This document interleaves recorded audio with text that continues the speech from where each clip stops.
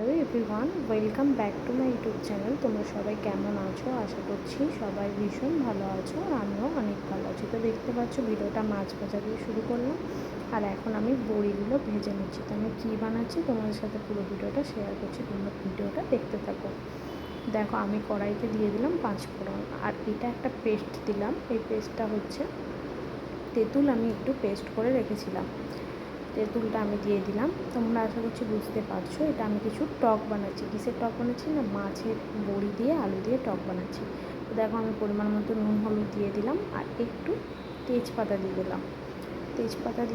তেজপাতা দেওয়ার পরে আমি কটা কাঁচা লঙ্কা চিড়ে রেখেছিলাম, আমি কাঁচা লঙ্কা দিয়ে দিলাম। পরিমাণ মতো ঝাল হওয়ার জন্য তোমরা দিতে পারো। তো আমি সেই কাঁচা লঙ্কাটা দিয়ে দিলাম। তো দেখতে পাচ্ছ আমি কিন্তু লঙ্কা আর তেঁতুলের পেস্টটা আগেই দিয়ে দিয়েছিলাম।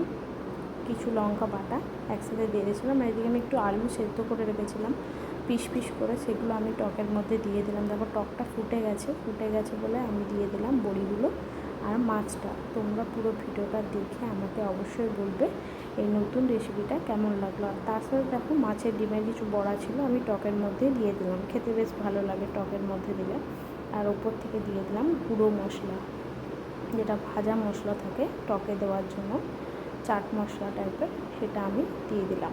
তো তোমরা সবাই ভিডিওটা দেখে আমাকে অবশ্যই জানাবে কমেন্টে যে ভিডিওটা কেমন লেগেছে। ভালো লাগলে লাইক কমেন্টস এন্ড শেয়ার করে দেবে। আর যারা যারা আমার চ্যানেলটা নতুন দেখছো তারা একটু সাবস্ক্রাইব করে দেবে। তো দেখো, টকটা ফুটে এসেছে, তো আমি ওর মধ্যে দিয়ে দিলাম অল্প একটুখানি চিনি, কারণ কি বেশি মিষ্টি হয়ে গেলে আবার খেতে ভালো লাগবে না। তো চলো, বাই বাই।